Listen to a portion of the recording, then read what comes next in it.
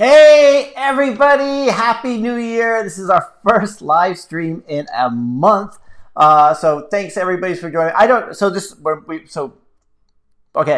This is Overpass Live. My name is Eric. I make apps. This is the weekly live stream where we just have a chat about whatever we want to talk about. We could talk about technology, we could talk about business, we could talk about television, we could talk about the pandemic, we could talk about most likely what we're going to talk about, though, is apps, because that's what this channel is all about, right? So this is the weekly live stream, and this week and going forward, depending on how it turns out, really, to be honest with you, is I wanted to move it to a different night. Friday night was getting really congested with live streams. It was like Steve P. Young's live stream was going on at the exact same time as mine, even though and then also like CoffeeZilla was one that I like to watch, and his was like on Friday nights. I thought, you know what? Let's try a different night, right? And there's also, I'm kind of dating and stuff like that. So, Friday nights is becoming a bit more like I got other stuff I want to do. So I thought Monday night is perfect. Like, I feel so great after the live streams. It's like finally I get to, after a week of just being quiet, I get to be able to talk. And so why don't we move it up to Monday? So, however, it might be that nobody shows up. This was the reservation after 3 years of doing it Friday night. Maybe nobody shows up on a Monday, so let's see. Anyway, thanks everyone for joining me who has. Mega Man is first. Hey, Mega Man's here. Derek Dooley.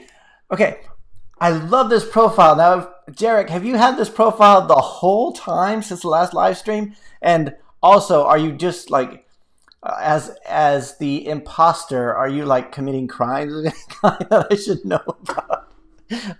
From the mirror universe. It's good to see you, Derek. My favorite profile.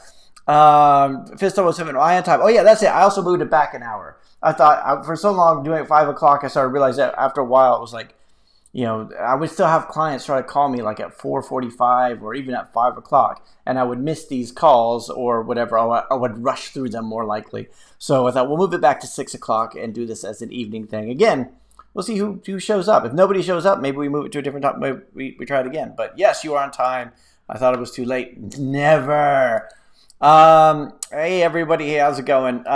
Goldfish Apps. It's been lonely there without you. Thanks. I appreciate that. Dude, I tell you what. It's been, like I said, I've done one video, I think, maybe I've done 2 videos since the last live stream. I was looking at the YouTube, and it was December 11th, the last live stream we've done. Now it's January 11th, so it's exactly 1 month, and I felt a bit nervous. I was thinking, what am I going to talk about? What are we going to talk about today on the live stream? And I started to overthink it, and sometimes you just get in your head and you start overthinking it.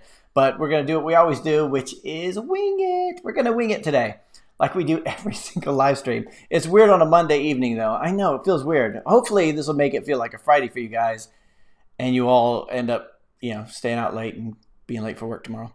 How was your vacation? It was cool. It was really nice Christmas. Although, we went from there was a little bit of, we were in tier 4. Well, let's say we're in tier 3, which meant, I don't know, we could do a bunch of stuff. And then we went into tier 4, which meant the gyms closed just after Christmas. And then we went to full lockdown on a week ago, so on Monday. So we haven't been doing a whole lot. I've been out, been going for a run, been doing the family stuff, but no, it's been for the most part very, very quiet, which is nice. It's been kind of nice just to focus on code. So code-wise, I've been doing a lot of stuff with Fist007. You're gonna like this. I've been working with Blazor. I've been working with Firebase. So I'm trying to do Blazor, Firebase. I've got somebody else helping me doing Blazor with Firebase and Xamarin with Firebase. So we're starting to focus on our. One of the things is I'm always been every single shiny object syndrome, every single technology I'm interested in. So we're starting to focus on those. I hope it was happy and beneficial. It was. I'm dying to get some vacation, to be honest. What, did you not take any vacation? Gord Funk, what up, Gord Funk? Happy New Year. Happy New Year to you too. Okay, let's see. Goldfish App says, go on and say it. In 2021, we are going to smash it and knock it out of the park. Don't be superstitious. Yeah, I know. It's really, it's weird because everything, I don't know if it's just me, but every year it's oh yeah, we're going to go out there. Not just me, but lots of people we're going to go out there and crush it. And this year it's kind of Dude, we're not going to tempt fate. We're just going to like hope everything just is goes well. You guys can hear me, right? Let's make sure you guys. Let's do a sound check here. But yeah, you know what? Okay, I am. You know what? I don't believe in magic. I don't. I'm for the most part, I'm very, very pragmatic and scientific and everything. Except when but I am superstitious. Like I know there's certain things you never release software on a Friday because something's going to go wrong if you release software on a Friday. You always wear like when the Padres are playing, you have to wear the Padre hat. Otherwise, they win more often when you do that. And yeah, the normal stuff. You wash your car, it's gonna rain, that kind of stuff. But yeah, Happy New Year, Cord Funk. Cool. Bianca, hey Bianca, how's it going? Let's see. Today is Amazon's New Year's Eve, by the way. Amazing's? I don't know what that is. Happy New Year, Happy New Amazon. Is this something I should know? Is this something where I say I don't know? I'm thinking it's a technology thing, but it might be something else. App 404, hey, how's it going? Glad you can make it. North African people. Oh, North African. Oh, okay. Sorry about that. Marco Soares, hope everything's doing awesome. Hey, Eric, how's it going? Theo Taylor in the house. Great, guy, glad you can make it here. Happy New Year. Happy New Year to you too. Steve Majors, hey Eric, first time on your show. Hey, I'm glad you can make it. Like we haven't, so we're already 6 minutes in. We haven't said a thing yet, but it's good to see all you guys. I mean, I really did miss doing these live streams, and I'm glad you can make it, Steve. Hopefully, this Monday time slot will work a bit better, or maybe it won't. But we'll have fun. Appavelli's here. Appavelli, host of the podcast Livewire with Appavelli. I always get it wrong. But I'm glad you can make it. We need to have you on the podcast again, or not podcast, on the live stream again, Appavelli. Neuralgorithmic always rolls off the tongue. Hi, Eric. Happy New Year. This winter, I learned Flutter, published 3 iOS apps already. I love Flutter. It's so very versatile.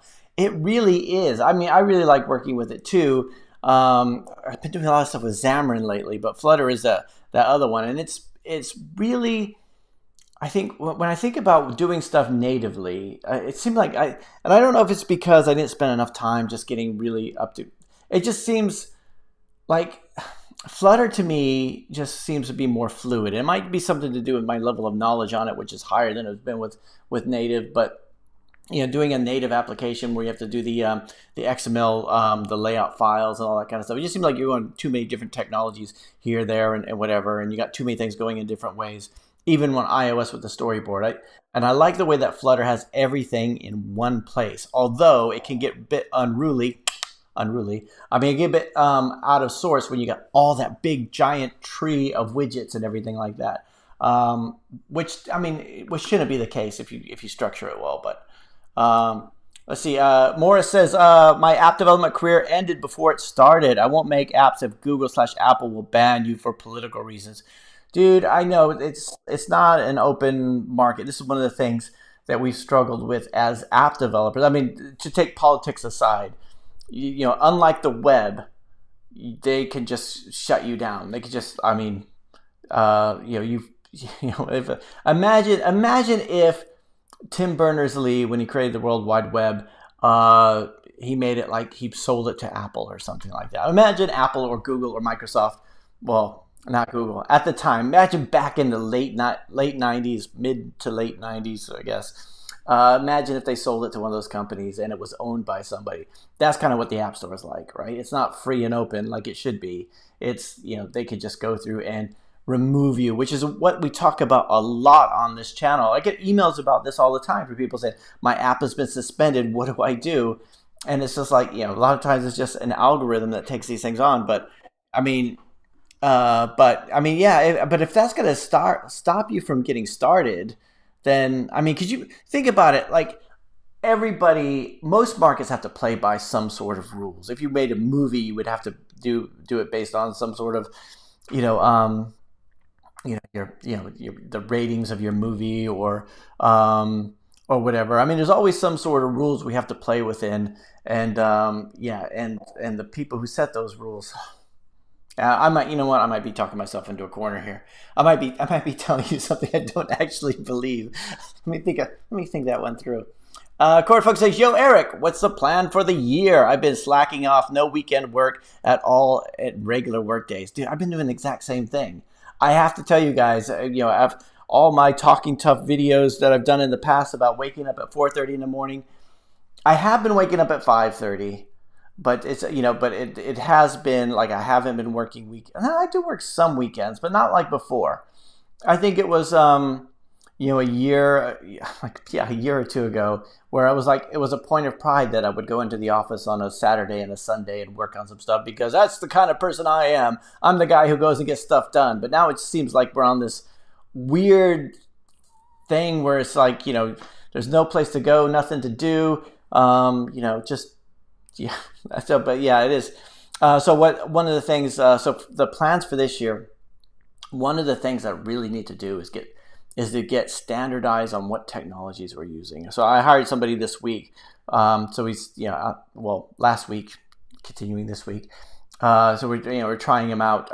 We're trying to do some more stuff. I want to get formalized with we have our own, stop doing so much bespoke client work, because this is one of the things that has just been the biggest cause of stress over the past few years for me. Has just been chasing every single technology, trying to keep everything going, and have put together some sort of frameworks where we turn down projects that we don't want. So we're working on a couple of good applications at the moment, but we're turning down a lot more because I just trying to just reduce the amount of stress and get the creativity and working on our own stuff. So this is one of the things.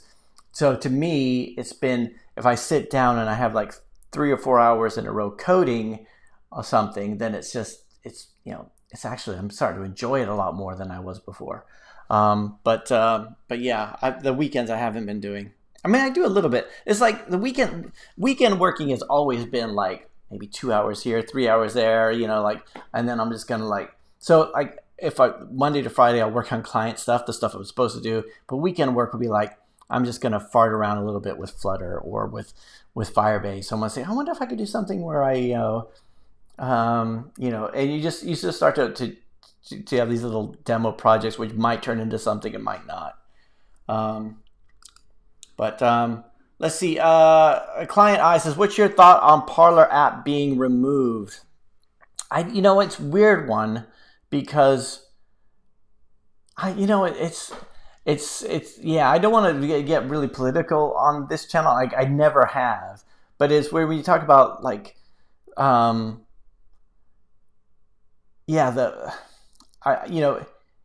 I think any application should have some sort of notification, some sort of hey, if you need to do X, Y, and Z, or we're going to remove you. This is one of the things we talk about with Google Play and with the App Store is we just, boom, you're gone, right? Whatever revenue stream you had, it could be, and it might not even be any, especially if it's nothing to do with them, it has to do with who's using it, then it's, I don't think it's a great thing.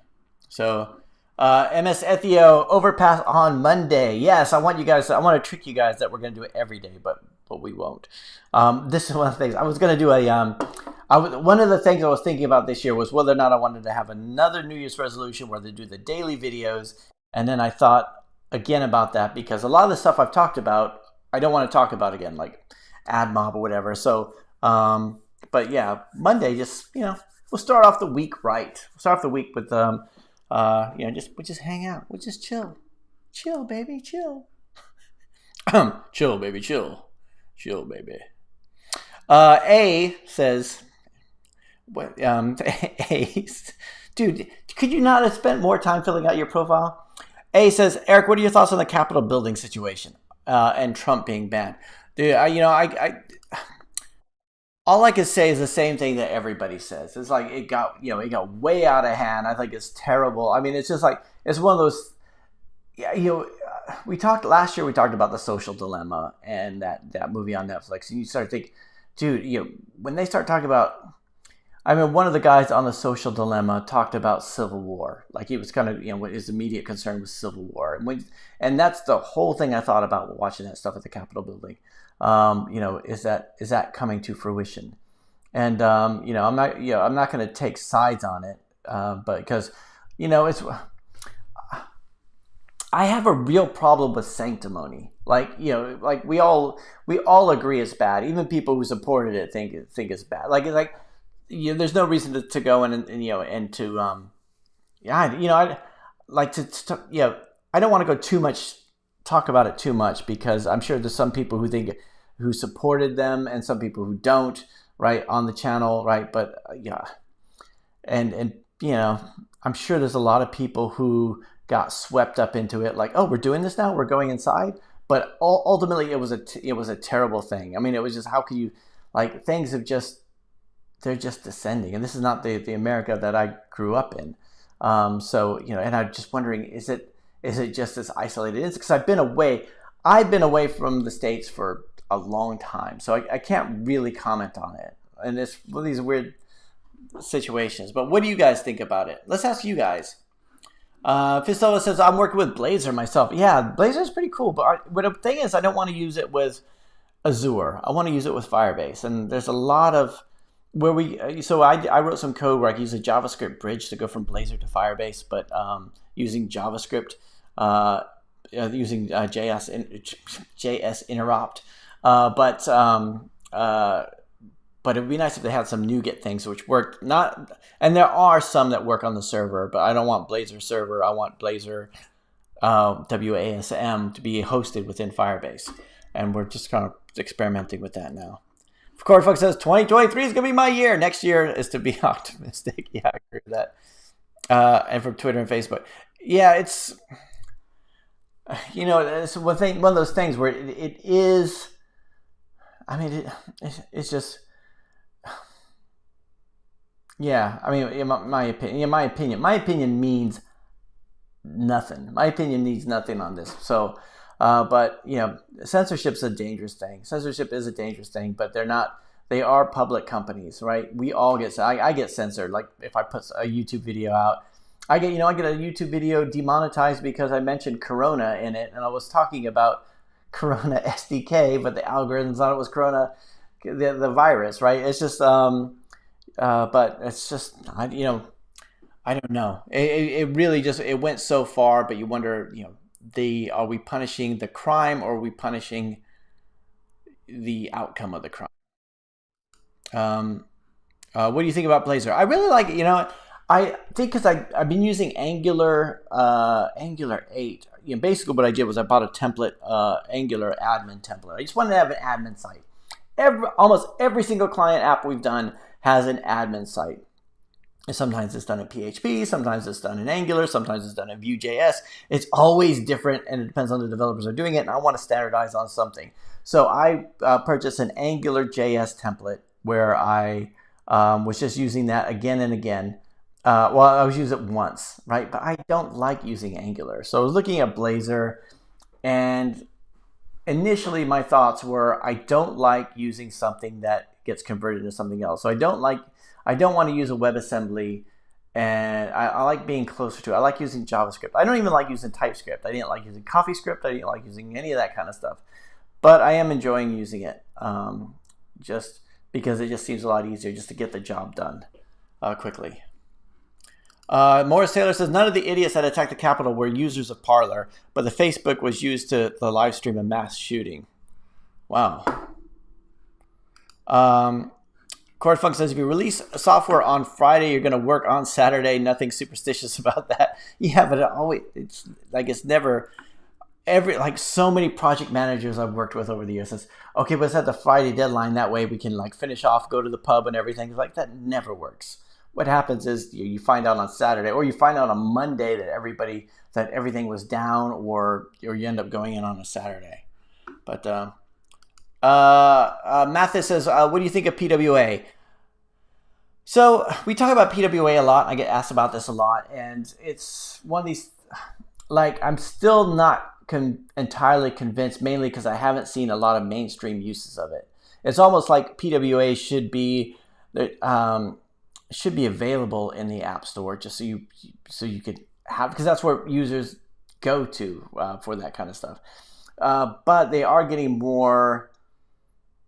There's again, when looking at Blazor, for example, Ionic is, being able to do PWAs, but it's still that it's so far removed from native. Like, it's like you want to do the native stuff. Like if I was going to do a PWA for a client, it might be like, okay, we're not going to, first of all, it would take me too long to explain to the client what it was, right? So, okay, it's like a website, but it's not. It's a progressive web app. So it's just like an app, but it's not an app. And they'll start thinking like the same way that you know, like on Christmas when my parents would say it's not a lightsaber, it's a laser sword, right? Yeah, but it's like, so like they would have that kind of feeling, like I was trying to give them something other than they wanted. So that's the first thing for doing stuff for clients.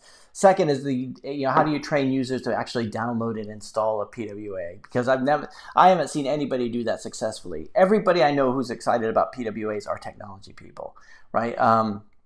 Right, and if it's something that if you're reaching out to the mass market, then that's one of the things. And then plus you're at the it's just too far away from native. Like using Corona, Xamarin, Ionic, all this kind of stuff is far enough away from native. But PWA, I've been excited about it in the past. I mean, I've done a lot of like experimenting with it and the manifest and the offline storage and everything. But I mean, if you could tell me a successful PWA app, I mean, maybe I just don't know of any. But if you guys know of any successful PWA apps out there, I'd love to hear what they are, right? I mean, like mainstream, like people are using them. But that's the only way. That's what I'm thinking about at Morris. But Mathis, sorry, but I could be wrong. And every time I talk about a technology that I don't like, people hate me for it. Like if you guys, let's say if you guys like PWAs, then give a thumbs up. If you do not like PWAs, give a thumbs down, right? That'll be the whole thing. So everybody's giving me a thumbs down up till now. We'll just say, oh, it's because they didn't like PWAs and not, they just didn't like Eric. Which is, and Happy New Year, by the way. Thank you very much. Yeah, Ravi, yo, Eric, yo, Ravi. Says, so nice to have the live stream back. So what's your plan for 2021? Just published a desktop app called CS Books. Awesome, a desktop application. How are you distributing it, Ravi? Because, yeah, I mean, I know there's new methods of doing that, but are you doing it through the Mac App Store? Are you doing it through as a UWP type of thing? I mean, it's the distribution thing where I'm really curious how it goes. Again, if we go back to PWAs, let's talk about distribution. Another thing about PWAs is just the distribution.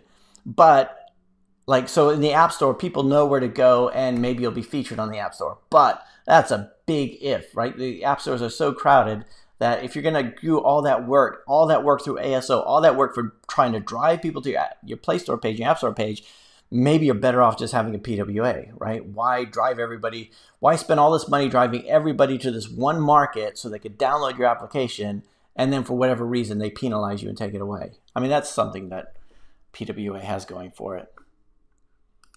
You can always sideload the APK.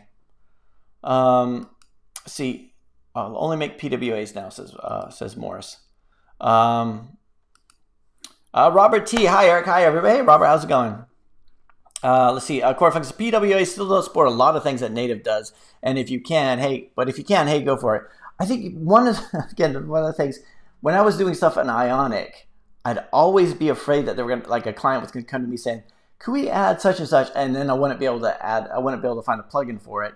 And then I'll have to explain to them, well, this, we decided to use this technology rather than native, and now we can't go any further with it. So, I mean, but that hardly ever happened. Using Ionic and using Cordova plugins, we were able to do communicate with Bluetooth devices, like high transaction stuff through do UDP, reading UDP packets through sockets, and sometimes we'd have to go in and write our own plugins, but more often what we did, we just fork something that was there and then modify it. But yeah, so Theo Taylor, Swift UI 2.0 is heaven. I've never tried it.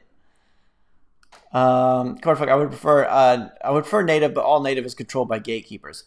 Yeah, actually no. I mean, Morris, there was a lot of app stores before, like sorry, Android stores, and and I mean you've got Amazon as probably the biggest competitor. I mean the biggest other one, but you like in the beginning you had like uh, AppJar and Slide It. I think I forgot their name, but it was all these other. There were like a whole bunch of them. In China, they had a whole lot of different stores, but because Android is open, but Google Play is still the one that it's installed. It's like they're like the Internet Explorer in the old days. It comes installed on their phone, and that's what they use, right? And if they were going to go through and allow a different app store, then they would have to go through and do all kinds of stuff. Now with the Apple side, man, what a bunch of what a bunch of turds. I mean, because they do lock everything down. They're just definitely. Mohammed Ayub. Hey, Mohammed, good to talk to you again, twice in 1 week. Hey, Eric. 2 of my apps got suspended by Google Play due to due to the repetitious content. Really? Wow. Morris Taylor says thumbs up, people. Thanks very much. So this is I haven't heard of this happening a lot on Google Play. I mean, on Apple, yeah. I mean, I've struggled with this for ages, but I have a lot of apps that are very similar to each other.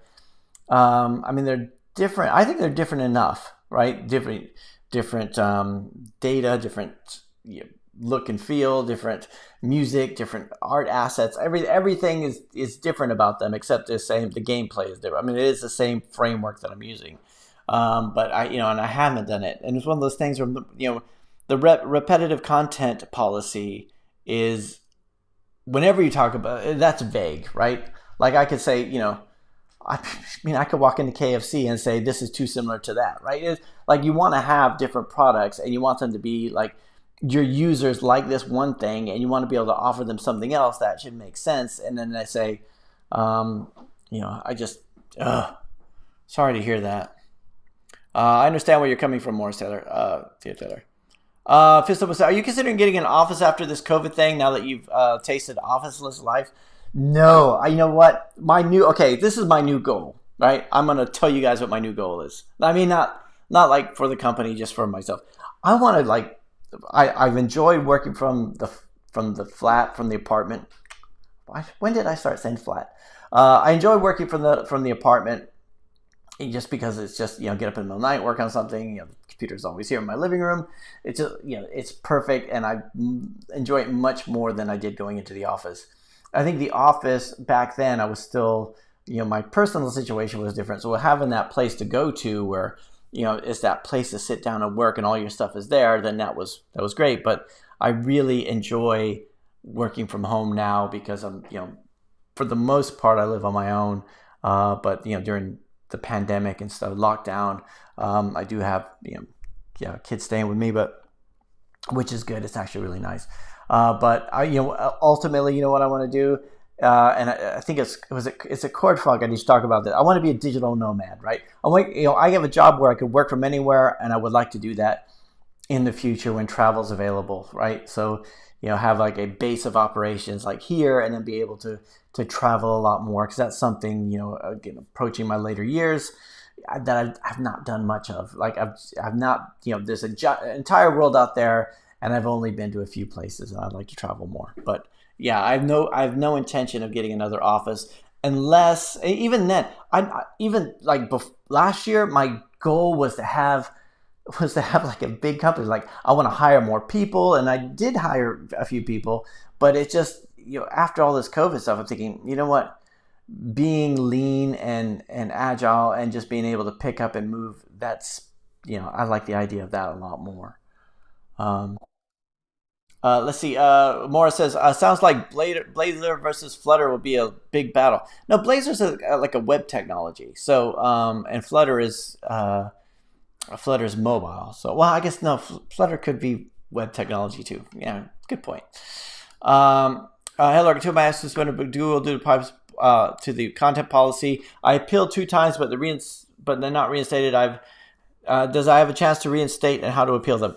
I would keep appealing. I've had apps okay, so what I would do, Mohammed, is I would appeal to not the fact that you're like, it's not fair that my app was removed, but I would say, we have X number of users out there who have been depending on this application. They really enjoy it.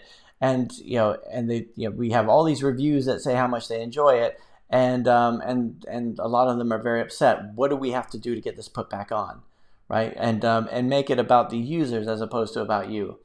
And now we just keep doing that. Right. It's not, you have to think about what's in it for them. And this is like, I'm not saying it's going to work, but in the past I've done, I've always been I'm not, hey, it's not about me. It's not about me and the revenue I've lost. I mean, I could, although it was, but it's more about the users. It's about the users. Like I say, a lot of them, they really enjoy this app. They've been, I get all these emails about how, this app, and it's, and they're the ones who are very upset about it having been removed.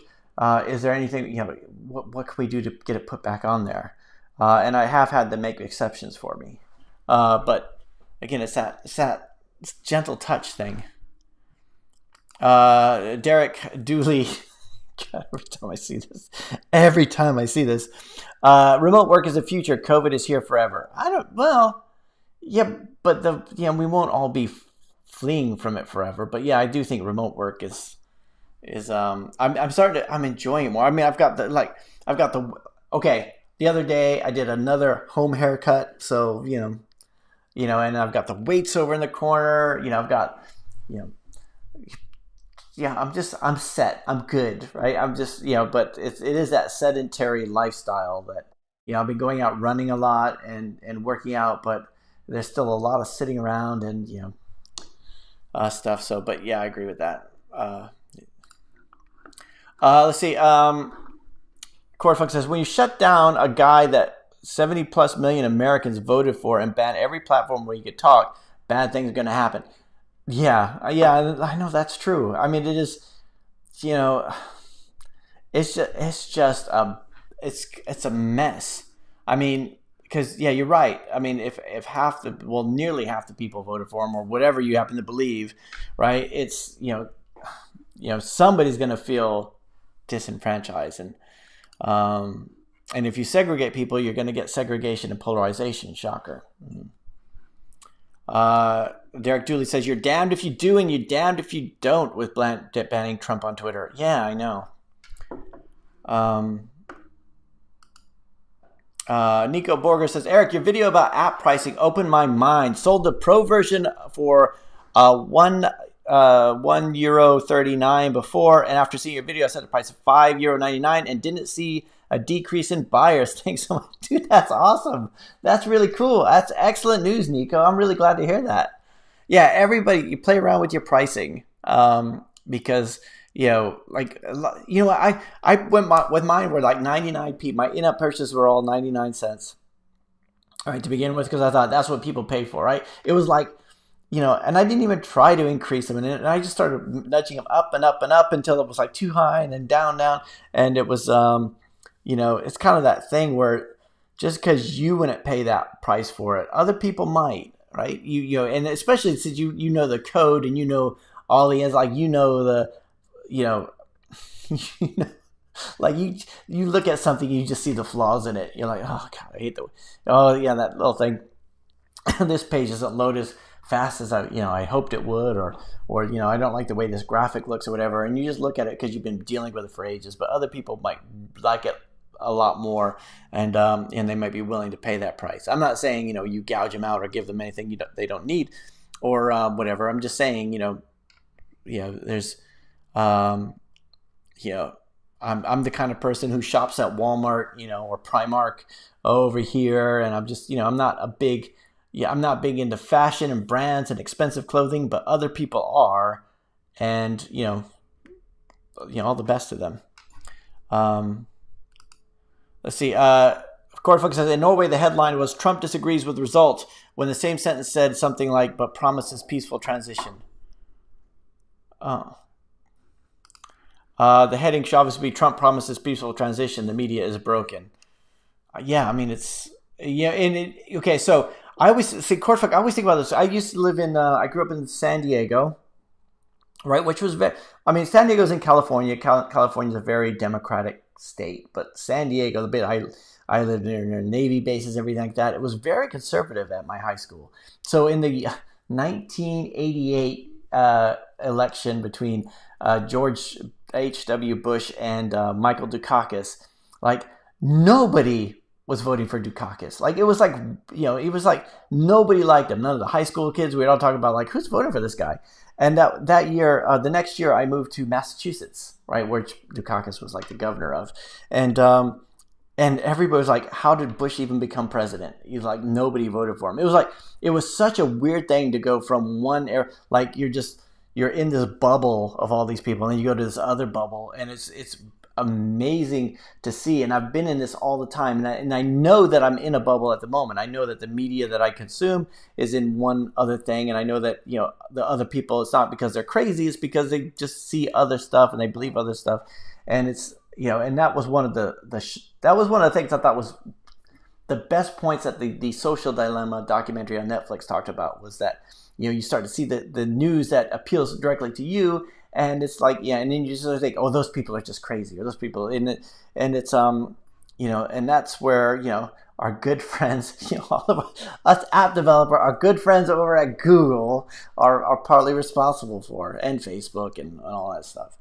But yeah, Mohammed says, can I have multiple Google Play developer accounts? I don't know if it's against the terms and conditions. I know people who have done it. I don't, but I don't think it's easy to do.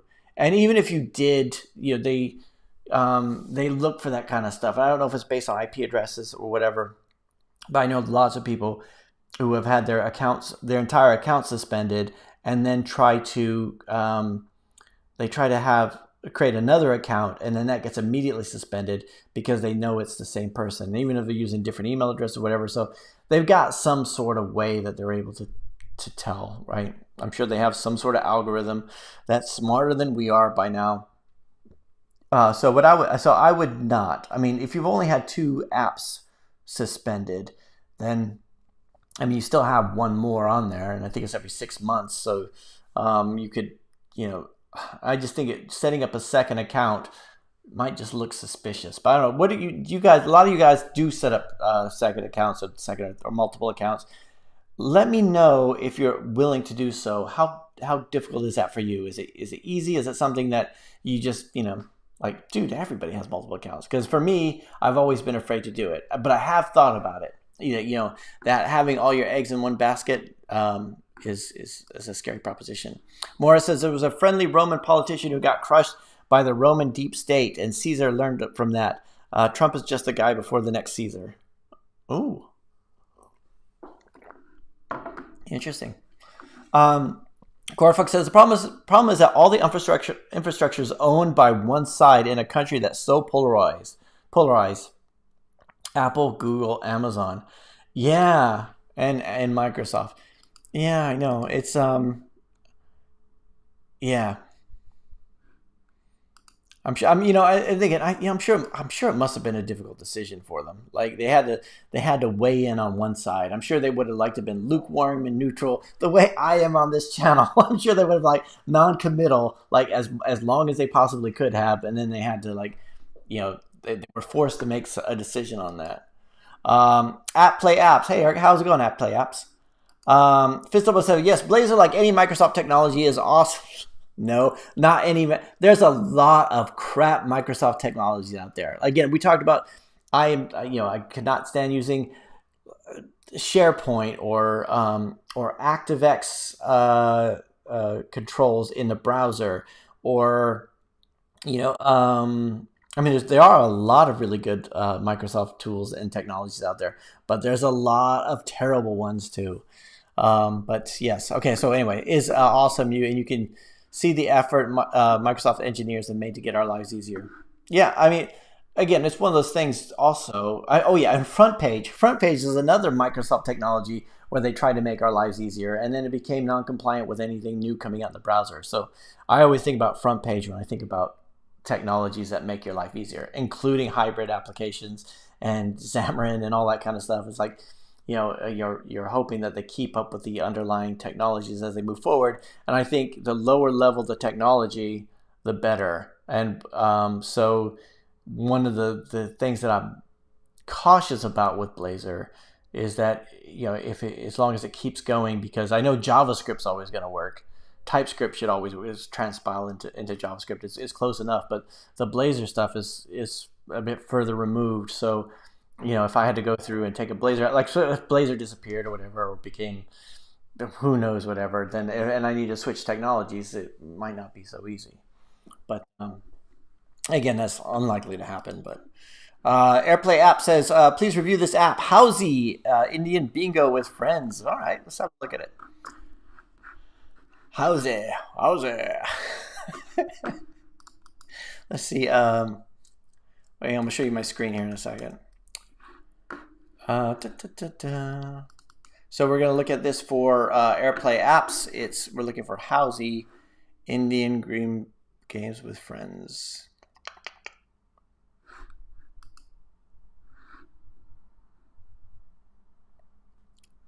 Well, there's a few here called Howsy. Is Howsy actually a word? I thought it was something you just made up. Indian bingo. Just gonna go Indian bingo. I mean, really? Is there how many of these are there? Oh, is it? Oh, okay. Obviously, this is a term I'm not familiar with, because there's lots of people that are naming it that. Let's go. App Play Tech. How's the Indian bingo with friends? Okay, so let's go back. Let's all right, Howsy. I mean, sorry, App Play. I mean, anybody weigh in on here what your opinion is of this application? But I think the first thing okay, let's go back to this. First, let's look at it in the context of all the other applications with the same name and the same kind of thing. And I can see that yours is the third one over. And if we look at the graph, I mean, again, you know, test, right? But right now, if I look at this, like I said, you don't have any reviews yet. You've got the icon doesn't quite look as polished as some of them. Some of them look terrible. I think this one looks awful. But some of them look a little bit more polished and everything like that. If we're gonna go to Tom, I know it's a different game, but let's go to Tombola. We can see there's you know, 100,000 plus installs over here. We've got 50 plus installs released on the 17th of December. And I think you know, it all depends on if people are finding it and everything like that. But I think graphics is something that you should probably invest in, because I know you got the common shapes here, but and it doesn't look terrible. But okay, and also okay, let's have a look at from a let's go ASO perspective. Howsy, I'd never heard that term before, so it might be something that people are searching for. Indian bingo with friends. All that looks good, although there might be a bit, you know, like if Steve P. Young were here, he might say you need like a different, more niche keyword. You know, we've got the your description starts with about, and that's like the prime, you know, position for your keyword. So I would kind of move this, remove about. I mean, it's only one word, so it's not that big deal. But line corners, gameplay, house friends, collapse. And I think, okay, so we've got the 3 different stages of finding this. First, people have to find it. So what keywords are you searching for? Are you trying to rank for? And would they be searching that? Would they be searching like I did, Howsy, Indian bingo? Well, let's just go Indian bingo.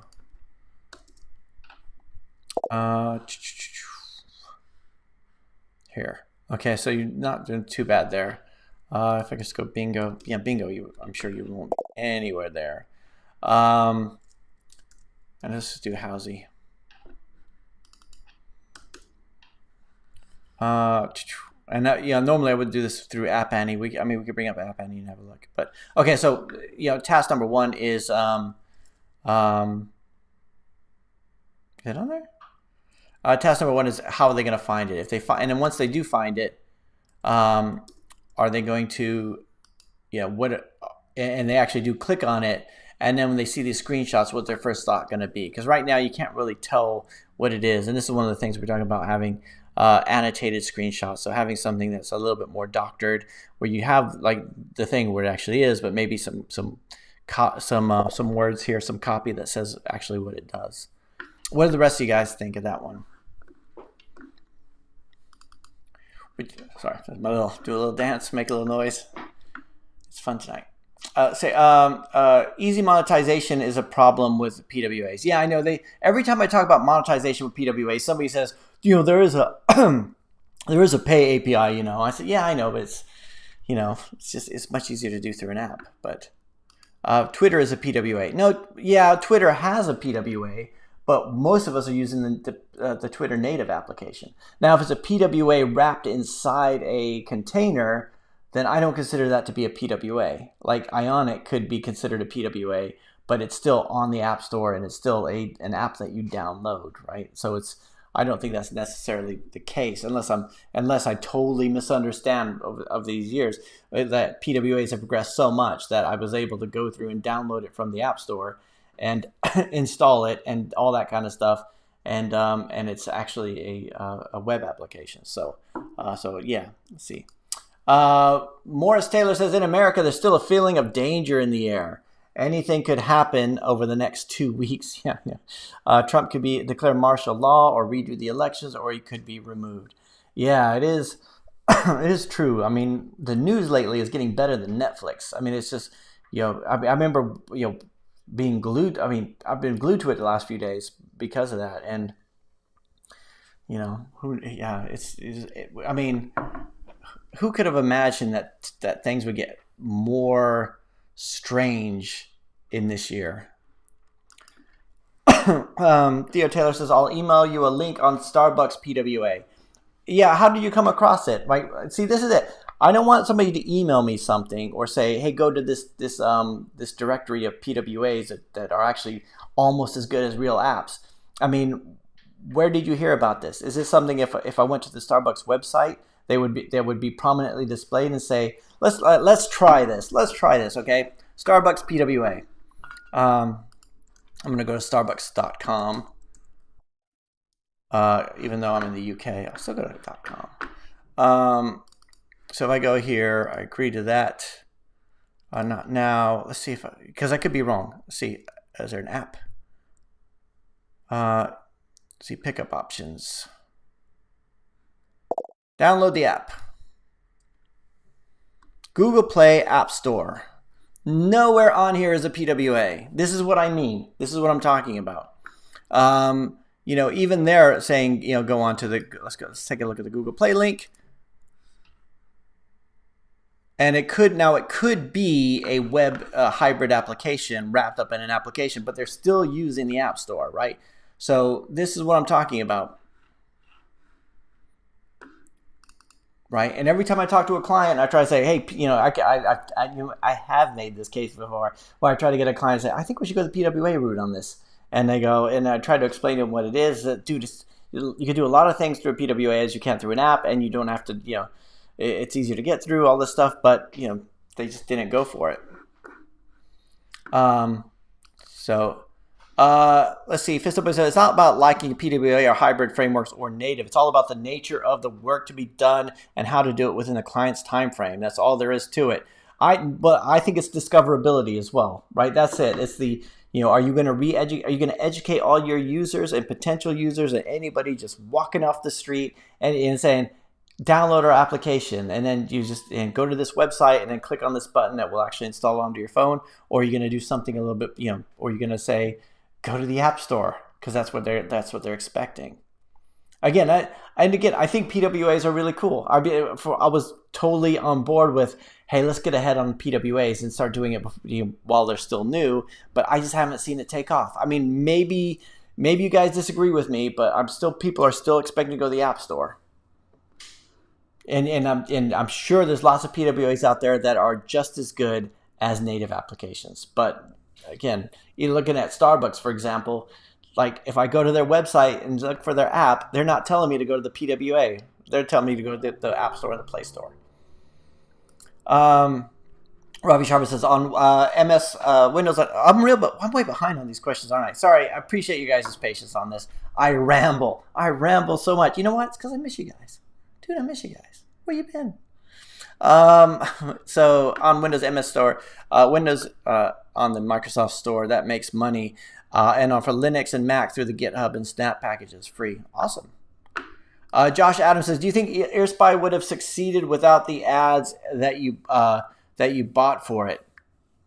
Yeah, because it was doing pretty well. But yeah, I do think so because it was starting to get some traction, but I wanted to get more.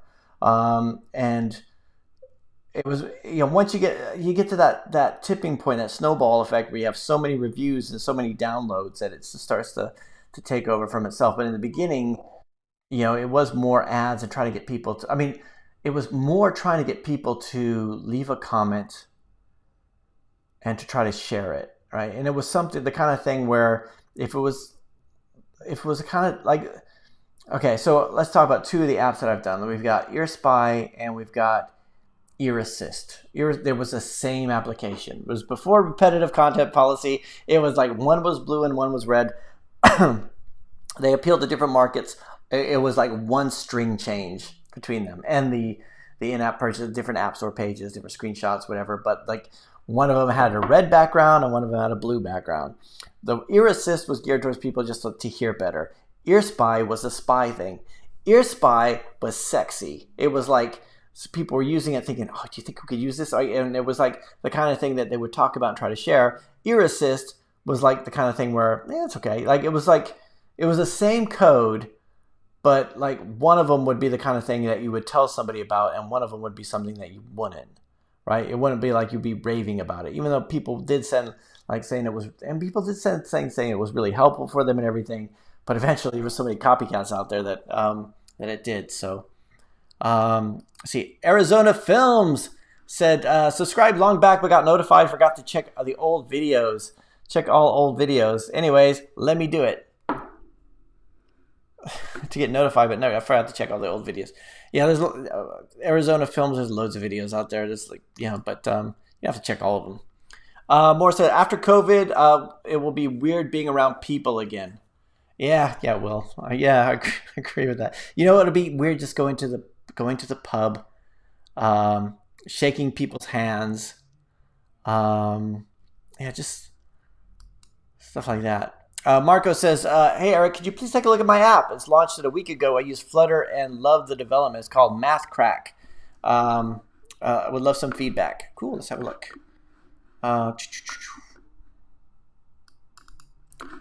Math Crack.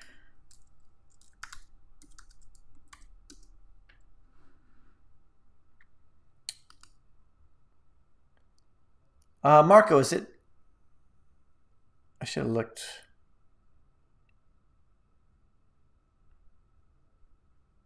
Marco, is this it? I'm sorry, I know there's a delay here, but so make sure I'm looking at the right one. So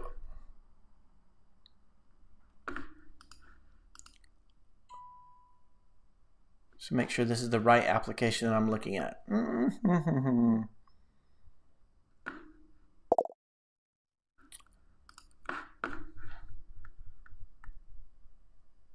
All right, Marco, let me know if this is the right one, because it looks really good, but okay, cool. Oh, really? That's it? Okay, cool. Thanks. So MC2. I actually like the icon. I know it's very simple, and I was just saying. I think this looks good. 50 plus installs January 11th. Oh, you updated today, version 1.9.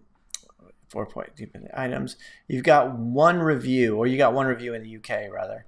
But let's see. Let's have a look at. I'm not gonna play it.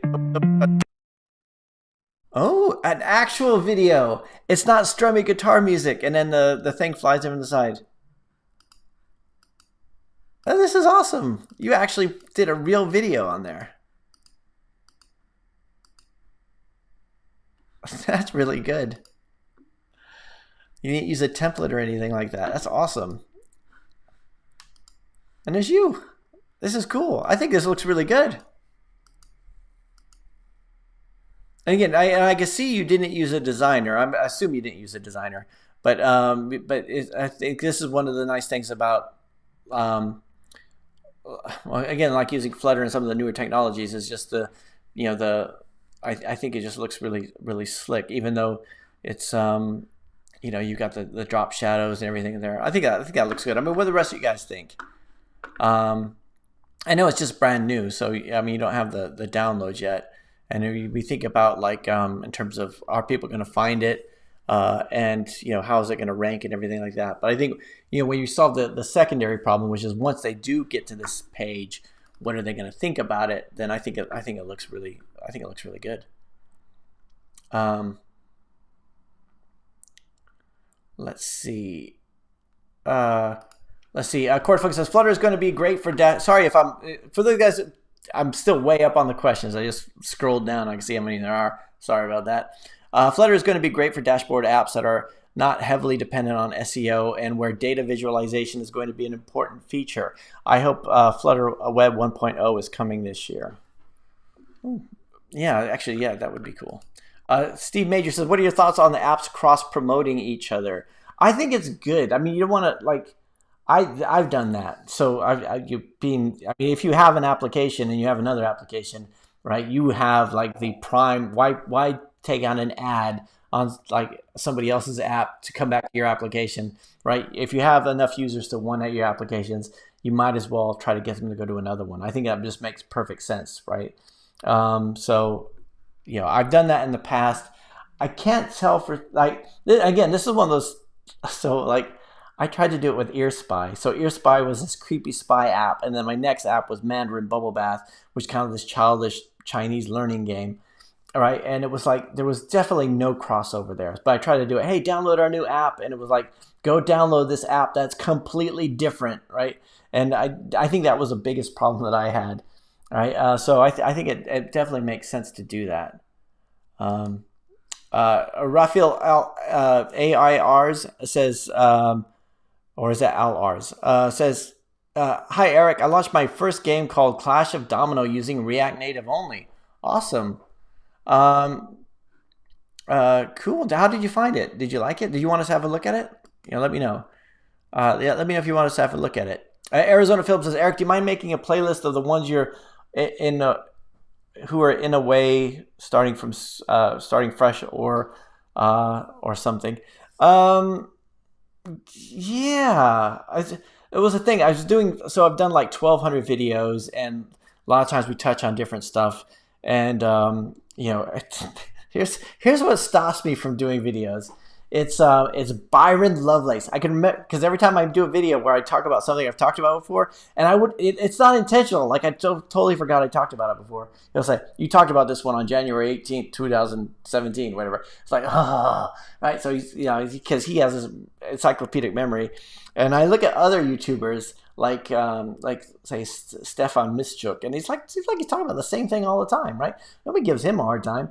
But so I'm trying to not. So that's why the videos have slowed down. Was another reason because I'm trying to think of something I could talk about that's technology related and app related, but at the same time not something I've already talked about because And then on the other side, I got people say like, I like it when you talked about ad mob more. Your videos lately are kind of boring. I like it when you talked about this stuff. I was like, I have nothing else to say about that other topic about ad mob or whatever.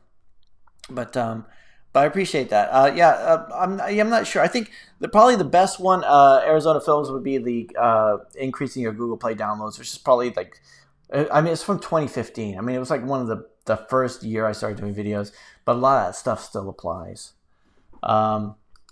So Moore says that every successful entrepreneur says they made the same mistake, and that is that they should have raised their prices sooner. Yeah, exactly. I mean, and I still don't charge enough. Ariel, sup, my man? Sup, Ariel? Sup? I like the way you come to, and cool profile pictures. I can see up your shorts. Sup, my man? Mexico virtual hug. Makes cool. So, what are your thoughts on pair programming, concurrency, and legalizing our sweet, sweet weed? By the way, thanks for making our Mondays better. Hey, I'm glad that Mondays are working out. Thanks, Ariel. I really appreciate it. That is a cool profile picture, too, by the way. Okay, what do I think about pair programming? I've never done pair programming because I can remember in the 2000s, I can remember somebody explaining to me, no, our technology is so important that we do pair programming where we have one developer sit there and then one on the keyboard and he tells the other person what to do and they discuss it as they go. And to me and that's the way it was explained to me. And I know that you have other ones where you have Jira and then you have like the code being like one to prove it. Like if there's one approving it after the fact, that makes total sense to me. But there's still that cost thing, right? You're talking about doubling the cost of the application. However, if you see like you let a developer go off and just by himself and just like go work on this, and then it's like there are projects. Okay, let's talk about you're working in a development team, and then you're doing something, and you check in with each other every day or every couple days, right? And you build something that's really solid, and then you go off on your own, and you build something on your own. And it's like being stuck on a deserted island, and you crafted a raft and huts and everything. It's just like oh, it's working. It's like I've used what I have at my disposal. If I didn't know how to do something, I just figured it out, and then all this stuff, and you're just going off on your own without any help from anybody else, and then you have something that's unmaintainable by anybody else. All right, otherwise you got you're working in a team and you're always reviewing your code, which is good. But like two developers sitting at the same computer, if that's what it is, because that's the way it was always described to me, that never made sense to me. Concurrency and legalizing our sweet, sweet weed. I guess legalization is good. I've never done it, so I'm not really I haven't really, for me, I'm more, I think I'm more of the case where you have laws when laws are necessary, and it seems like that's an unnecessary law that a lot of people break. But appreciate that, Ariel. Is that good? Is that a good enough answer? Arizona Film, what's your opinion on Ben Shapiro? Strange that I've been watching Ben Shapiro videos, like when they've been coming up on my feed, and I've been watching them. And, okay, so I think I'm probably more left than I ever, we're talking about politics now. I'm probably more left than I've ever have been, but I was so when I lived in San Antonio, Texas, before coming out here, I was in the Young Republicans. I was very much, Republican, and again, we talked about earlier. It's that bubble that you're in. So it's nice to listen to Rush Limbaugh all the time, and being over here, it's like I'm like a completely different person. Like it's just been over. Like I'm looking through a different bubble. I'm looking through a different lens.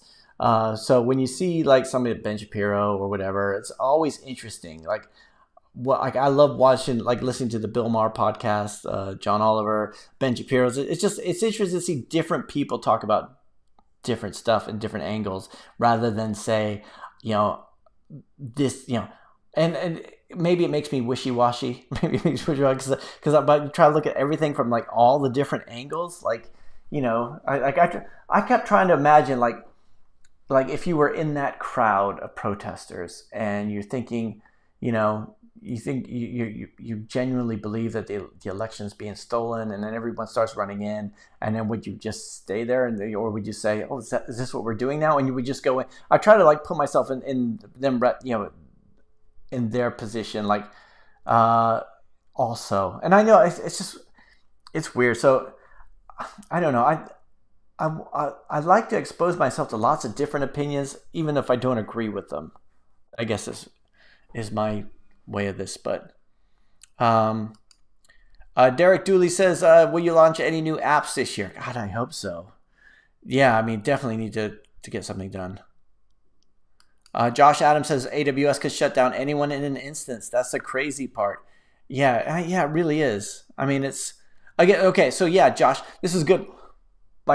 One of the things I don't like about when Azure first came out, like Microsoft Azure, was that you're on the Microsoft platform and you're building for their platform, and you have no portability. That if whatever, for me it was like, what if they just jack up the prices? Like you're using a Windows server and they jack up the prices.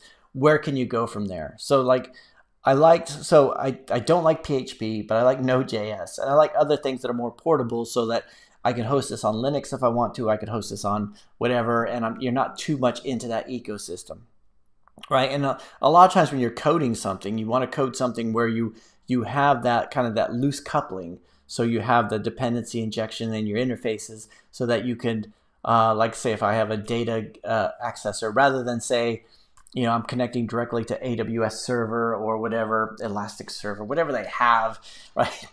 Rather than doing that, then you have something where it's like you have that, trying to think in a way that if this should go away, if this platform should go away, if whatever, then you should be able to move everything over. Now, having said that, I've kind of gone against that in terms of the Firebase stuff, where like Firebase, like my whole thing was you have like a REST interface or like an API interface, your data API application, right? So the API would be kind of agnostic to what the technology was above it, right? So you could just call that whatever. And the nice thing about Firebase and Firestore with the real-time updating is you just connect directly to it and you just do it. So it's like remove that API tier out of the way. So like if for some reason something happened with Firebase, or they just decided to shut down one of my apps, although I want to see why they would, then you're screwed because it's taken that decoupling out of it. If that makes any sense. Maybe I'm just talking out my butt. Of course, like Silverlight. Did I say Silverlight? I meant SharePoint. Silverlight, I like Silverlight. I was a Silverlight fan. Come on, Eric. I'm a Microsoft fanboy. Let's let it slide. Yes.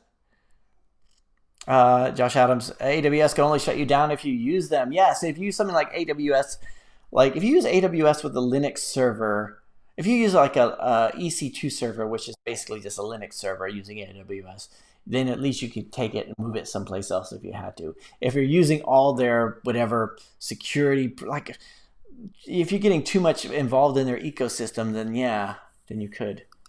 Derek Dooley says AWS have standards though. Even when the National Enquirer was blackmailing Jeff Bezos, AWS did not shut down the National Enquirer's AWS servers. Well, that's cool. More said front page 97 for the win. Yeah, God, that sucked, didn't it?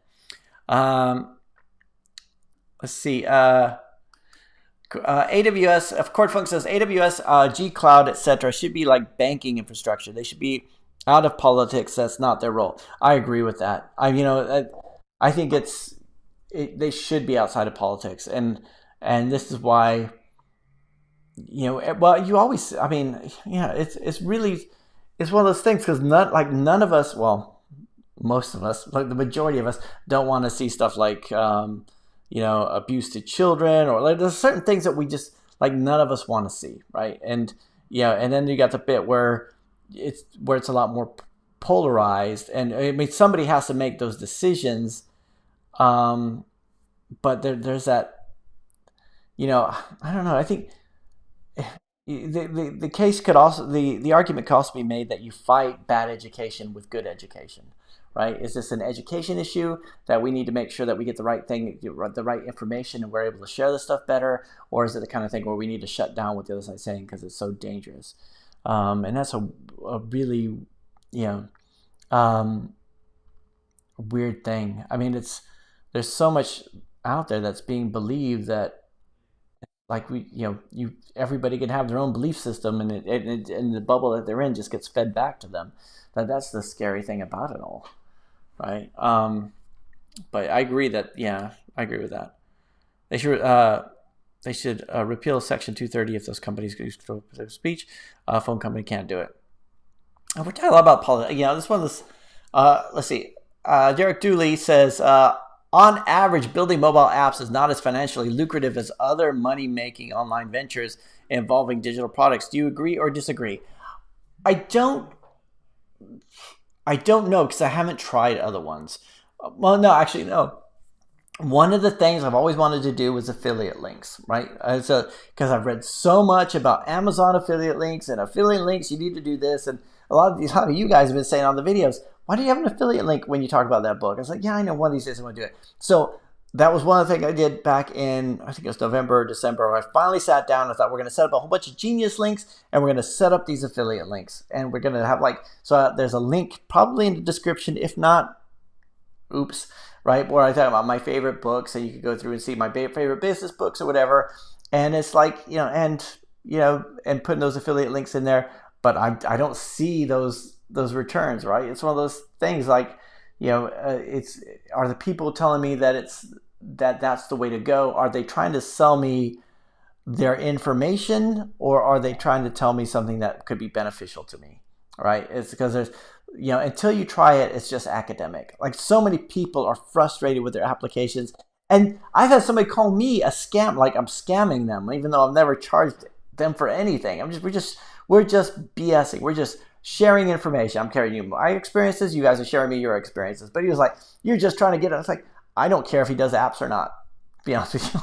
It's just but for me, it's been successful, right? And I've tried other things and it hasn't. So when somebody says, drop shipping is the way to go, that might be true. But it's kind of thing where I think if I picked up and moved everything to that, then maybe I wouldn't get it. Or if I say, for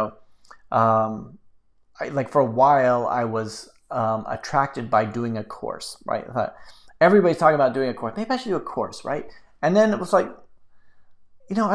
first of all, I don't want to do a course, right? Then we can't have, there would be a thing. For some reason, it bothers me if at the end of every video I said, hey, and if you want to know more, buy my course for, $297 or whatever. And that's why I love watching CoffeeZilla and Mike Winnett and all these kind of guys, because it's like really shining a light on all that kind of stuff, right? And I think there's probably a lot more people trying to sell those digital products unsuccessfly. It's probably like apps. There's probably a few people are really successful that we see, and other people are not so successful, or YouTube videos or whatever, right? So, but for me, the thing that attracted me to applications to begin with is just the easy purchases that they make. Like, just being able, like, somebody could just say, oh yes, I'll make that purchase, and they don't have to get the credit card out. They don't have to do all that kind of stuff. So, I don't, I'm not saying I disagree. Again, I'm being wishy-washy. I don't know, right? All I know is what other people are telling me. And if they're trying to tell me that while at the same time selling me a course on how to do it, then I don't necessarily believe what they say. And if you agree with that, hit the thumbs up. And thanks everyone for hitting the thumbs up, by the way. Are you planning on getting vaccinated? Yeah, I am actually. Yeah, well, I was going to be, since we're not being wishy-washy anymore. Yeah, I am. When they ask if we want to be vaccinated, I'm going to get vaccinated. I think there's going to be a lot of people who don't want to do it. A lot of people who just don't. I mean, I don't think it should be forced, and it isn't being forced. But so if somebody doesn't want to do it, then they don't have to. But I think if enough of us do it, then that will bring that transmission number down, and that would be, that would be good. So, I will. Let's see. Marwan says Twitter and on Android is pure PWA. On iOS, it's just an app. Let's see. Really, they don't have a. Hang on, let's have a look. But Marwan, is it? But they still do have an app. This is how do you know which one you're using? So we got Twitter. Is Twitter Lite? Is that a PWA? I mean, do we have PWAs on the App Store, on the Play Store?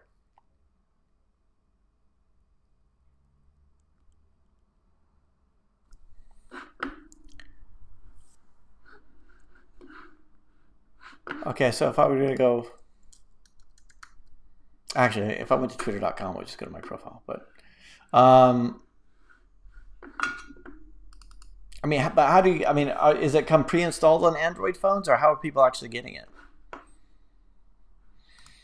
Core Focus says PWA payments are easy to implement, but they are not as accessible to you from a user's point of view. On native, user is just has to tap purchase and uses biometric signing. That's true. On PWA, you have a worse you have a worse product, then they have to put their credit card, etc., to purchase it. If you have a platform that they can use the website, you can simply install a button on the website. Yeah, well, that's true. They could just have an install button on the website. Morris Taylor says a URL to a PWA can contain a lot of info and be shared as a hyperlink. A lot of potential there. Yeah, I mean, no, I agree with that. There is a lot of potential there. I'm just wondering, like, why haven't we seen it more yet? Let's see. Theo Taylor says Eric scrolled right past the order button on the Starbucks site. Yeah, look, I'm not, and another guy as well. What?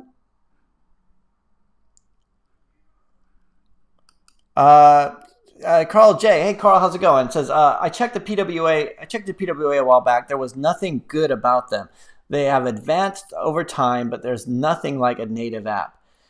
Yeah, I'm kind of thinking that. To me, so a lot of people say native is best. Actually, you know what? I will agree that native is best, but it takes a lot more time.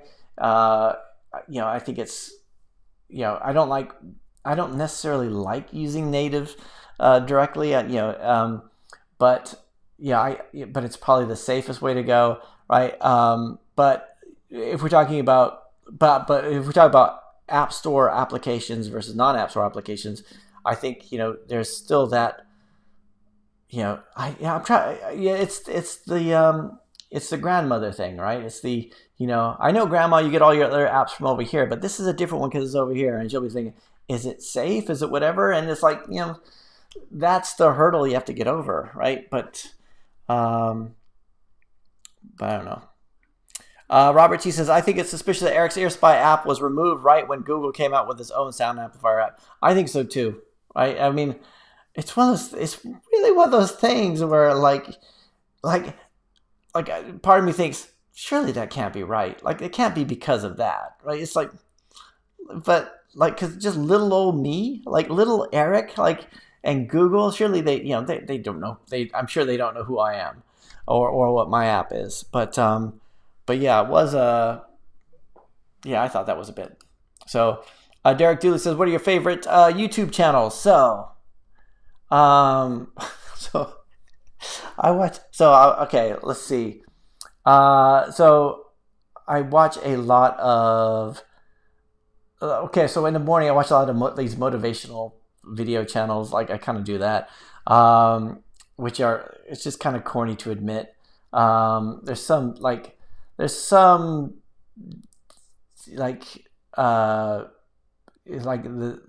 some technology ones I like. I used to watch a lot more people who were more higher level, like a little bit like me, code, what's his name? Tech lead and stuff like that. But then I just kind of stopped watching that. CoffeeZilla I like to watch, but CoffeeZilla has gone to daily now, and which I think is cool. But it's like, again, I was doing daily for a while, for a few years, and now I know how you guys feel. Like, I just can't keep up with it. So, I'm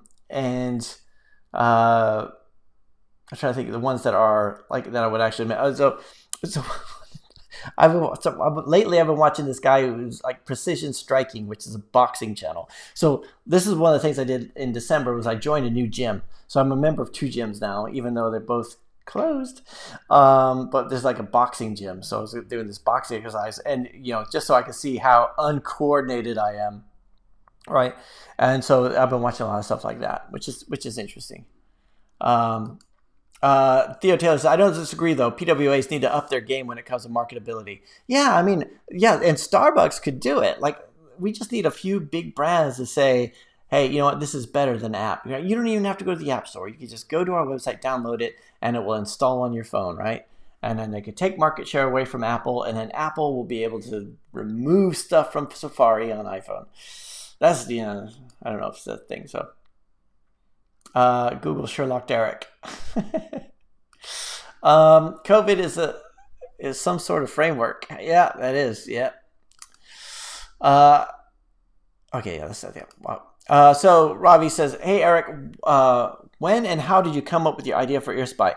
Oh, I've talked about this before, but it was actually sitting in an office. So I was working on this SharePoint application. Sorry, SharePoint application, right? I was doing work at a consultancy, and they were like, "Hey, we're gonna do SharePoint now." I was like, really? We get it like, and so I was working on this thing, and it was like, and I was working on an application which was just like a web application, which was just not very popular with the company. Like a lot of people didn't want to use it, but it was going to be this thing that they were forced to use. And I was a developer sitting on the corner. I was a contractor sitting in the corner of this office coding it. And sometimes people would say to me like, they would say that, they would say like, I don't think it's going to work, whatever. We shouldn't have to use it. I go, yeah, I'm just building it. I'm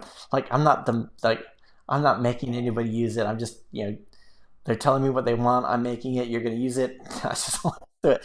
But I could hear them murmuring about it. Like, they were like complaining about it. And I remember sitting there thinking with my headphones in, listening to music. And, I could hear that every so often my name come up, the name of the application. And I was just like thinking, if only I could I was on my Windows laptop, and I thought if only I could somehow have the volume go through the microphone and into my speaker. I could turn the volume all the way up, and maybe I'd be able to hear them. And that was something where I thought, well, that might be an app. But then I thought having like an equalizer on it, and so I kind of came up with this idea. And then I tried to code it myself, and that didn't last long. So in the end, I wrote up a specification. I gave it to some developers. They went off and said it would take whatever 6 weeks, and it took like 12 or something. And then did the iPhone one, and they came back saying, oh yeah, it was just. But yeah, that was how I got the idea. It was something that I thought I could use, and that's where I started from it. And I checked to see if there's anything like that, and I didn't see anything. So it looks great. This is we're talking about the math looks really clean and easy to use. Yeah, I thought that was really good. Let's see. Thank you. Let's have feedback. Let's see. Neurogorithmic says, I like kind of live stream sometime. Yeah, let's talk. I mean, we should do it. I know you guys probably, we've been talking for an hour and 20 minutes, and I don't know, if you guys get tired of hearing me talk, but this has been interesting tonight. But yeah, might be good to have guests on again. Apavelli's been on, Rodrigo's been on. We've had RezoCoder on. So, but yeah, good. Morris says people want Elon Musk to make a smartphone. It would be nice to have some competition I guess we have competition. If we didn't but yeah, it would be good to have somebody else come into the market. Shiv Kumar is a good programming YouTuber. Long videos, really good stuff. Oh, cool. I'll have a look at that. Moore says, Stephen Mischuk's video training is from 2015. Let's see. Fistable says, for pair programming, today we have pull requests and code reviews. Well, yeah, code reviews is something like that makes sense. But yeah, I don't consider code reviews to be peer programming, but maybe I got the terminology wrong. Matthew says, hey, Matthew, how's it going? I just want everyone to know on both sides to stop fighting. Yeah, guys, just stop fighting. Morris says, I'm pretty liberal, but realize conservatives are mostly just trying to conserve what is known to work, like having two parents of different sexes. Let's see. Goldfish App says, I really think you should completely ignore Byron Lovelace for not talking about things. I'm not calling him out, by the way. I'm really grateful for him. You cannot,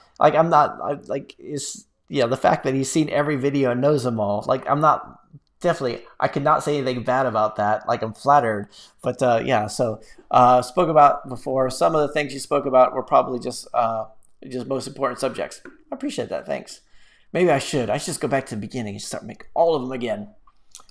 You seem a libertarian to centrist type of guy. I think I pretty much am.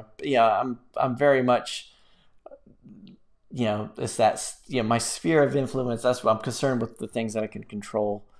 But let's see. Goldfish App says, I think YouTube prioritizes newer videos, so do some that you never see your old videos, and the app market changes all the time anyway. I've thought about that. I've thought about the biggest one I've done is the how to increase your downloads on Google Play, and just doing something like that, because the Google Play console has changed so much, over the years. But let's see. Cornflakes says, in American context, I would be a right libertarian. I'm a free speech absolutist who believes in individual freedom, peaceful freedom. Okay. New Algorithmic says, thoughts on Elon overpassing Bezos. I personally think that Tesla's stock is overpriced. I was surprised by that because I thought, to tell me that Bill Gates was the richest man in the world. I get it. To tell me that Bezos is the richest man in the world, I get it because I've given them both lots and lots of money, right? But to say that Elon Musk, I haven't bought a Tesla. I mean, I guess I use PayPal quite a lot, but I was kind of surprised by that. Also, thoughts on Bitcoin. It crashed this weekend, but went to 42K or something crazy. I still know nothing about Bitcoin. I know what it is, but I've never been in it. I've never spent any money on it. The ups and downs of it. I've just been. And it's not because I disagree with it. I think we probably need something that's more stable than, the current currency. But it's just that fear of getting into something I know very little about. Morris Taylor says, everything I see today reminds me of the 1917 Bolshevik Revolution. Wow. Oh, you're deep. Reminds me of the 1917 Bolshevik Revolution that overthrew the 300-year Christian dynasty of communism. Yeah, maybe. I don't know.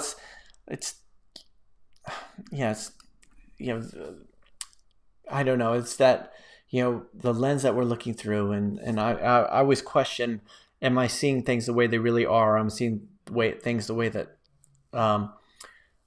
that whichever side wants me to see them. Goldfish App says, every problem have an odd mob reward. Anyone having problems with AdMob reward video ads? I have turns out that AdMob SDK 19.5, lots of class name changes. Be careful if you're using the new AdMob SDK in your older code. Okay, thanks for that. I haven't updated mine. In fact, I think I'm way behind on my AdMob stuff. I should have bought Bitcoin at $1 when people were buying pizzas with it. Yeah, I think all of us say that. I mean, I remember what somebody saying to me. One of my big regrets is I didn't buy Bitcoin earlier on. I thought, yeah, in retrospect, that's kind of what we all think. Had we known it was going to balloon like that, yeah.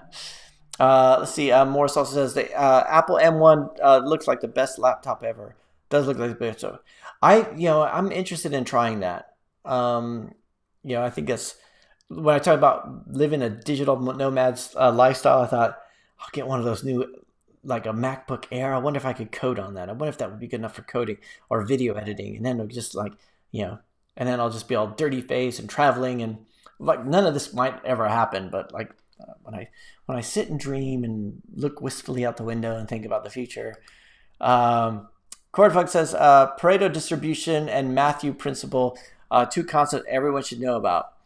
Okay. All right. I know about the Pareto principle, but I don't know about Matthew principle. What is it? Nico says, I love chili dogs. God, I love chili dogs. I agree with you. Thanks, Nico.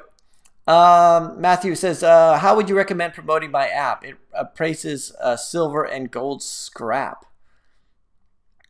That seemed like a very niche one. That would be perfect for Facebook ads. So the kind of thing where you could write content on that topic as opposed to hoping people would just find it.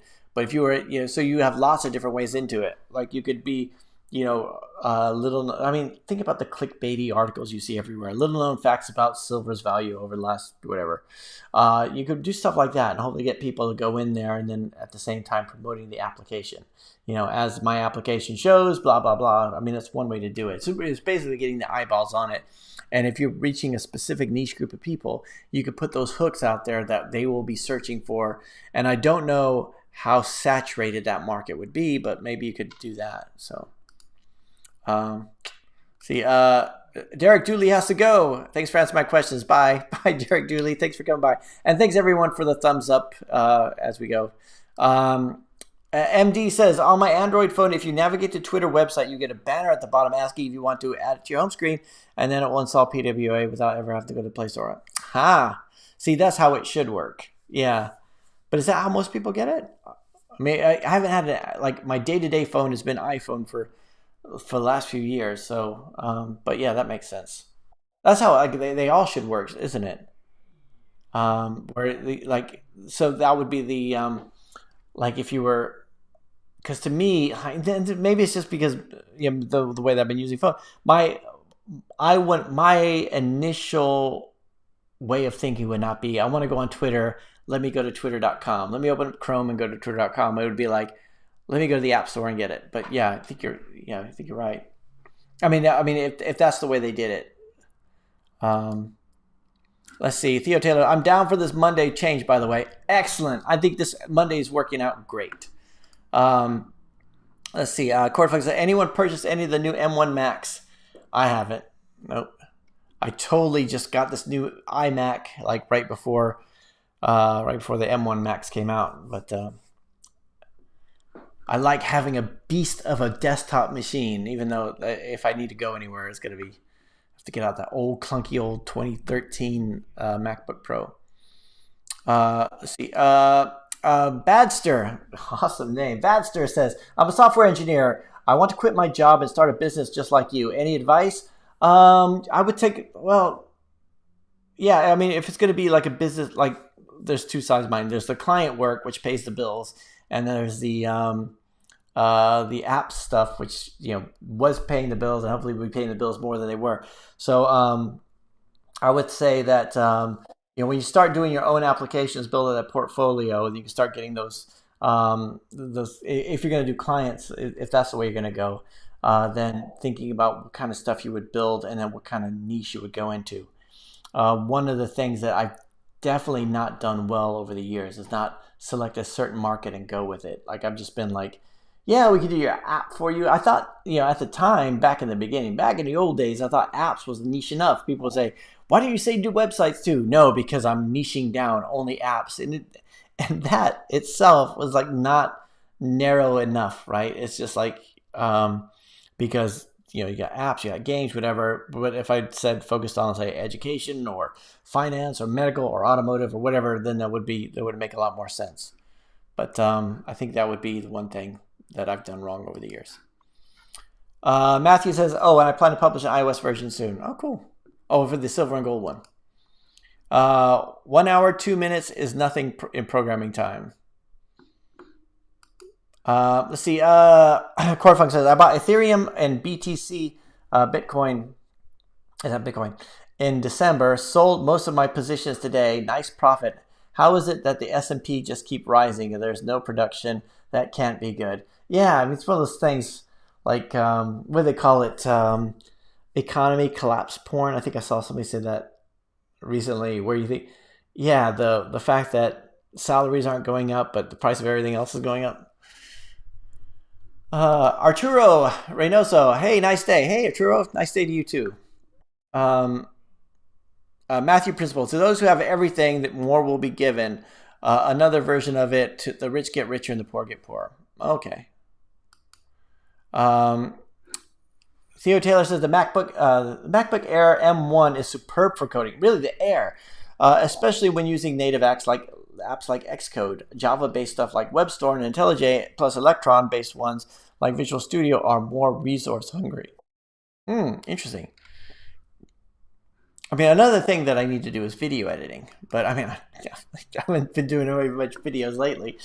I don't know if this will be the case with everything, but I came from a Ryzen machine that used to take 2 to 3 hours total each weekend to edit 2 videos, and with the Air, it takes 20 minutes total. Oh, that doesn't sound so bad.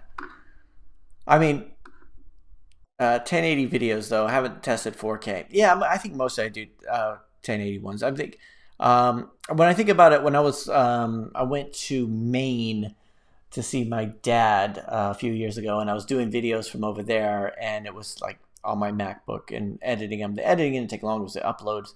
But yeah, there's that kind of stuff. That's just that, if I'm traveling, the videos are never very complex, but I want to have like a little bit of B-roll and some other stuff in there to just show what I'm looking at. But appreciate that. Cool. 1080p 1 hour videos. Cool. Thanks. And Theo, how much RAM did you get? Morris Taylor says the internet provider in Idaho is blocking Twitter and Facebook because they kicked off Trump. Lol. Really? Oh, BTC is crashing today. Bitcoin is crashing today. Matthew Creek says, how do you get a client? Okay, so you can do like everybody else does and go out and cold call and everything like that. But you know, I think if you were niche, let's say, this is why I think if you go niche, you'll be better. Like, let's say if I run an automotive company and you specialize in automotive apps and you contact me, then that might be more beneficial to me than if you say, hey, we do apps and websites and whatever, and we've done all this stuff, because they get contacted by those kind of people all the time. So, I mean, I think the ideal situation is that they come to you, and this is something that I've been very lucky with. I say lucky with, but we put out a lot of content, so a lot of stuff over the years, so that people will find Overpass rather than me have to go out and cold call, because like I would do anything to not have to cold call anybody. I am such a I just that's it. I just can't do it. I've tried it. It's just. I mean, I'm sure I could. There's like a mental block. There's this hurdle that I just have to get over. It's like, like if you've ever asked a girl out on a date or a guy out on a date, if you've ever asked anybody on a date and you do that thing where you like walk up to them and then you just go, whoa, the other one, like you just bail out at the last minute. That's what I would do with a phone call. I'd ring, like, please don't answer, please don't answer, please don't answer. Oh, hi, this is Eric. Like, just so for me, putting out loads of content to demonstrate what I know is a lot easier than to call somebody up and try to convince them what I know. But so that's one way to do it, but that's a long game. In the short term, you need to get clients, so you need to get stuff out there and try to put stuff out, so people will find. So whether it's advertising, stuff like that. GAD hyperinflation is another topic. That's true. Bitcoin down 20% in 2 to 3 days. Sold both Ethereum and Bitcoin when it broke support on the uptrend. Lose stops. I'm switching from Android Studio to Unity. Oh, cool. So are you doing game development? Where's chart? I guess the base model straight off Amazon. Oh, this is the MacBook Air. I got the base model straight off Amazon, 7-core GPU model. Ooh, I really am. I have to start making more money. I have to start making some more money so I get the MacBook Air, right? It's like that's it. That's my new shiny object. I've got the robot vacuum cleaner. I've got the giant TV. I've got the iMac. I've got the I've just been going a bit crazy lately. But the next thing, that's it. And it was going to be Apple Watch, but I'm thinking, do I really want an Apple Watch? It's kind of a thing. But no, I need the MacBook Air. I need it now. You've convinced me. Thanks, Theo. Tempted to buy it as well. And he probably, tempted to buy it as well. I know.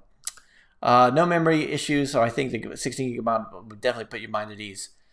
Mac Mini or Air? What would be the Mac Air, right? You wanted that thing. You know what? I just want something. I go sit in a coffee shop. I mean, when the coffee shops are open, like, when the world, this is another thing. I'm going to wait till, like, portability at the moment has not been a big issue. But when the world turns back on, then it will be. No, Unity makes Android and iOS apps. Okay. Finally, Ariel says, I have never done weed. Did you actually, and you were actually born in California?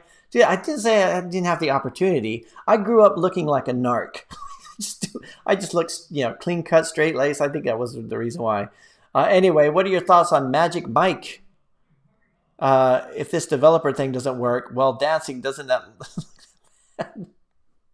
Yeah, that's right. I will be the first 48-year-old, 49-year-old, whatever, whenever I go into it. I want to be the first 50-year-old Chippendales dancer. But I appreciate that. I'll be the go out there and hop out of a cake or whatever. Matthias Mathus, sorry. Philippe says, hey, did you have played with capacitor since my last question about it? No, I haven't. I have not. Let's see. Finally, Corfix says Mac Mini is like $800. Isn't like the MacBook Air like 1,000 or something like that?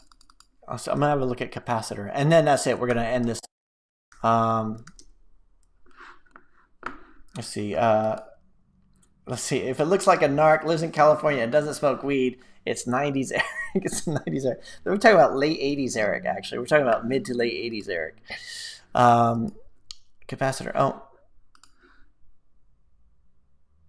Oh, we'll have a look at, yeah, Morris will have, or sorry, Mathus will have a look at it at some point. I couldn't find it at the moment. Wait till the M1 is in the MacBook Pro. I want something that's light, like, you know, I like the light MacBook Air kind of thing, but that's what I always wanted.